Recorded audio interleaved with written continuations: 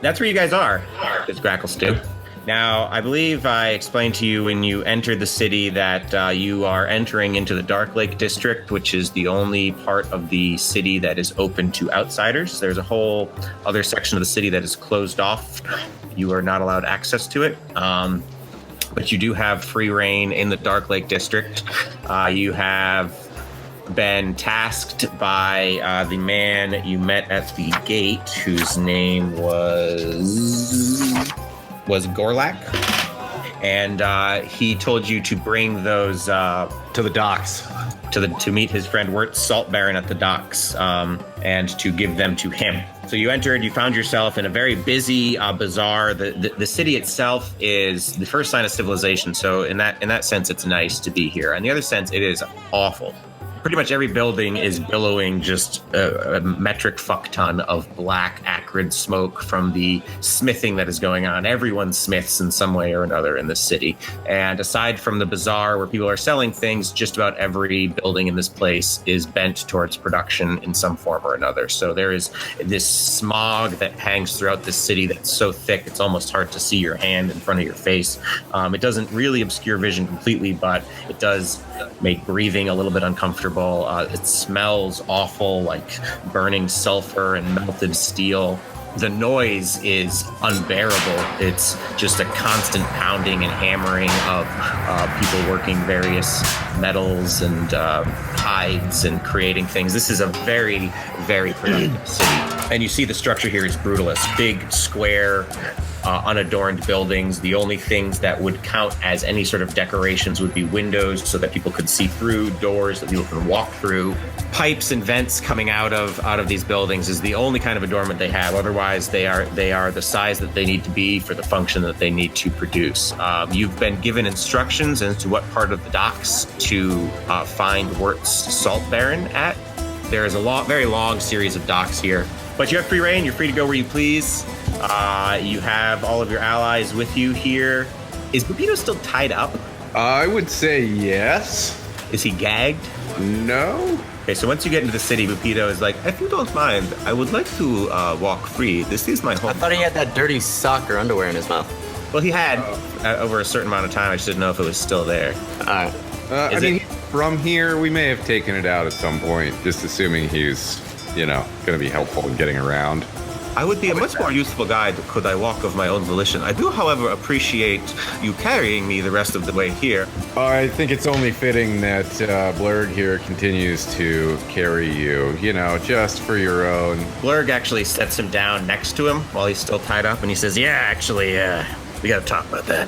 In my opinion, our agreement has come to an end now that we've reached this city. I have some things I have to take care of here. I told you I'd get you here. You told me you'd get me where I needed to go to orient myself. Our relationship has been amiable and useful, but it is time for it to come to an end. Yeah, Roland steps forward, puts out his hand, and says, it's been nice traveling with you. You're a good companion in battle. I appreciate it. Just be careful. I got a couple things to tell you about the Duragar city here before I go. Just some tips.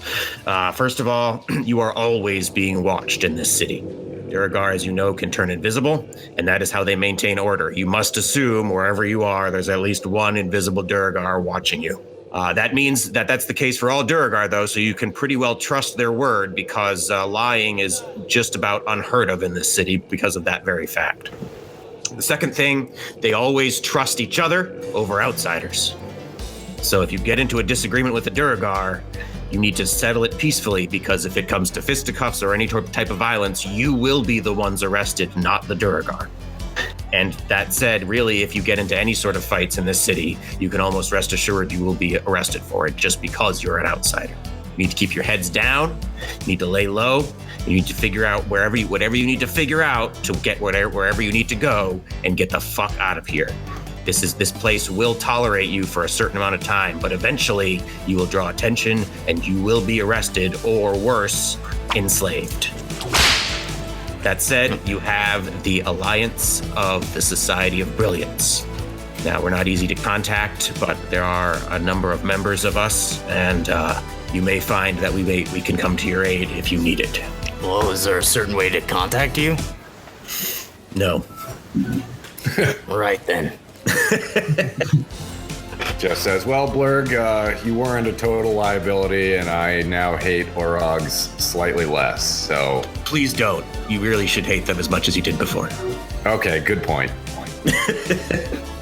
But, I say that now because I'm not going to be able to carry this little fucker around for you anymore. So you figure out what you need to do with him, but good luck, everyone. And he starts to walk off into the crowds.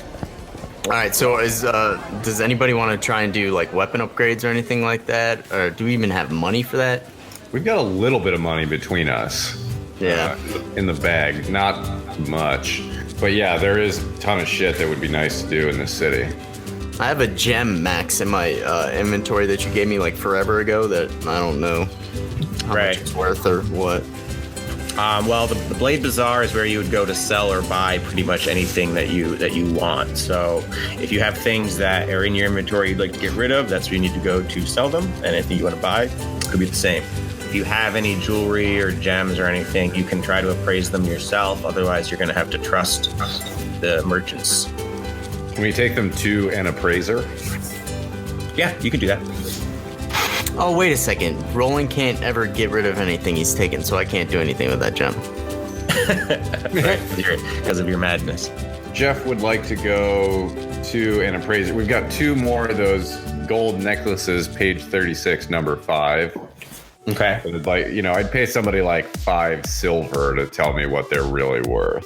Blurg told you 2 other things. I'm sorry, I forgot to mention. One is that there are essentially 2 inns in the Dark Lake District. One is called the Shattered Spire, and the other is called the Goldborn's Lair.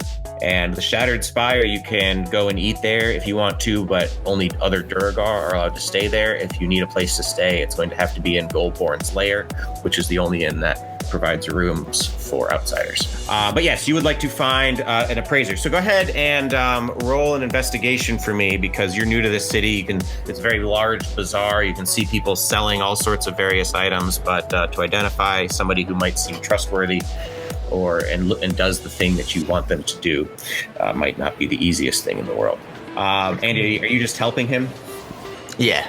Okay, so you guys start perusing this little bazaar here, and it is chock full of people hawking all sorts of different things. They're basically all just set up stalls built out of wood and cloth, all temporary things. There's rows upon rows upon rows of them, and the aisles between these rows are packed full of Duergar, orcs, Darrow, all sorts of different creatures. It is mostly Duergar and Darrow, but there are a lot of outsider creatures. There's some deep gnomes here. You even see some like Kuatoa and a couple races that you might not expect to find in a civilized area, like kobolds and goblins. But just assured, they're here buying and selling like everyone else. And you see as you're traveling that there is a strong tradition of barter and negotiation, and nobody just buys things for the price that they're sold for. Everyone is negotiating for a better price or a more fair price, or even a price that's maybe unfair but in their advantage. So you can tell that it's not just a straight up things cost this much and you got to spend it to buy them type of deal, unless you really want to get screwed, because if you just accept the first price, it's probably gonna be way too high. Who has the best bartering out of us? That would be charisma.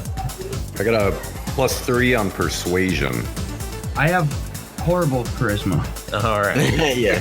Oh, we have +1 in charisma. So, Jeff, you do notice that there is a stall that has a variety of necklaces and bracelets and some gemstones, manned by a female Duergar.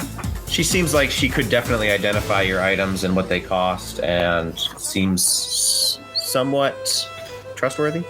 Good enough. And Jeff goes up to her and asks her to appraise these 2 page 36, number 5 gold necklaces. Unlike female dwarves, female Duergars do not have beards. And as you approach her, she says, "Good afternoon.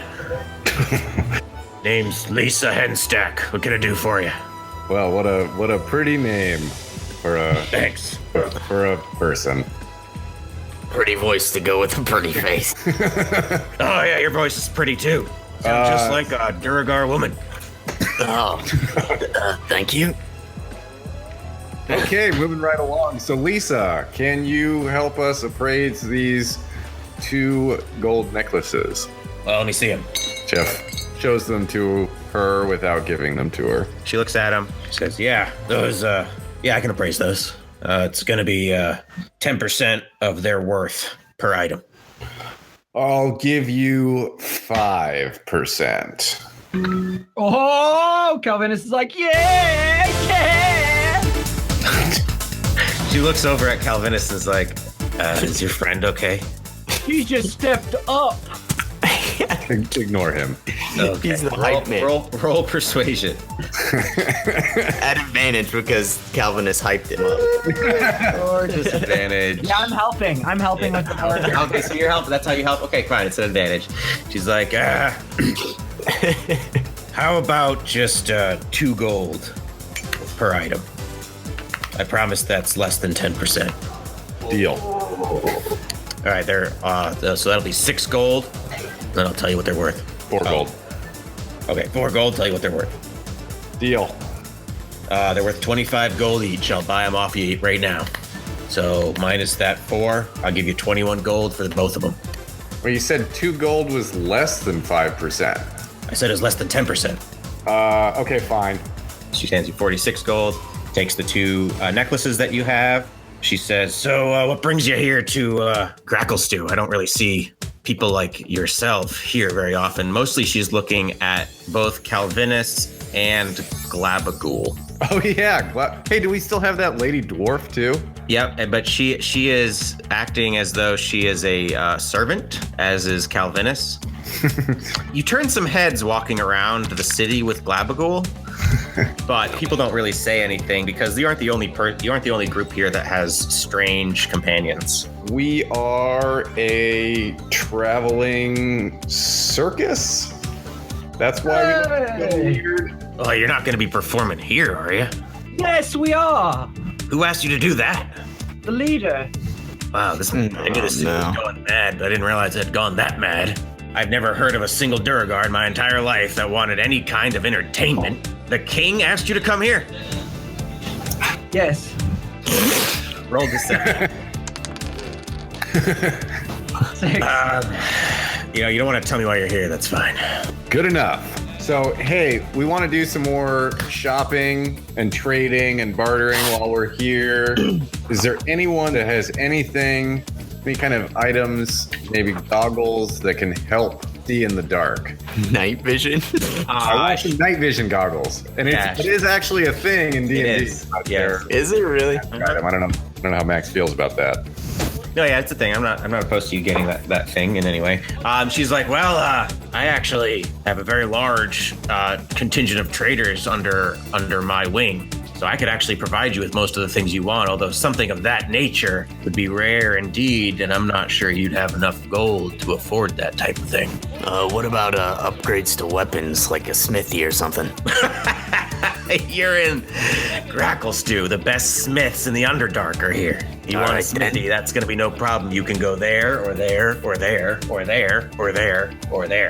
Although, I will tell you that usually there are 2 houses that build weapons, Clan Steel Shadow and Clan Ironhead. Clan Steel Shadow is the clan of the Deep King, and he has forbidden Clan Ironhead to produce any more weapons except as they have been commissioned by Clan Steel Shadow. Caused a little bit of consternation in the city, but that's neither here nor there for you.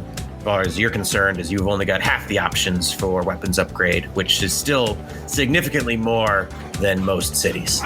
Well, my blade's foreign, very foreign. It's tempered steel. It's a katana. I don't know if maybe there's a specialist smithy that works on foreign blades. We build our own weapons here, but I haven't heard of a smith in Gracklstugh that couldn't handle any challenge thrown at him. All right. If you really are looking for that, I would send you over to the Steel Shadow section of the market. And she points over off in the distance, and you see that there's an area where there's a number of tents with actual weapons and armor, unlike what she has, which is mostly like trade goods and jewelry and things like that. Roland decides to go and check that out and just get like a price or whatever, and then maybe come back and see if we have enough money to do that. But he's going to go off on his own. All right. What about everyone else? What are you guys doing? You're still here with Lisa? Jeff wants to actually get a price on these goggles of night vision, or see if they're super insanely expensive or rare. If there's some kind of side quest we can do, something that Lisa needs that should pay us with night vision goggles. Hold on a sec. Let me find the actual name, and I'll find it on this Saint item list. I think it's just goggles of night. Yeah, goggles of night. Item type wondrous. Oh, well, they're all, yeah, Wondrous item basically just means that it's a magic item. Then there's a rarity level for that. Non-combat. Goggles of Night. Yeah, okay. She says, well, if you're serious about this transaction, we should take it to my office. This is not something that should be done out in the light of day. If Roland is still in telepathy range, Oh, sure. says like, all right, we're going to make this deal. Keep an eye out for anything. We'll be back as soon as we can, and takes Calvinus and Globagul with them. You guys still have Bupido and Eldith. Eldith is the dwarf. Eldith will come with you. Okay, so Eldith is like your servant, and Glabagul, and then you also have Stool. So you have Stool, Bupido, and Darendil. Glabagul, Eldith, and Darendil. Oh, you got so many fucking people with you. Dwarf lady with me because she's a dwarf and because she could probably she's good with blacksmith kind of stuff. She could probably steer me in the right direction. She has been absolutely seething since the moment you guys got into this city. Okay, that's fine.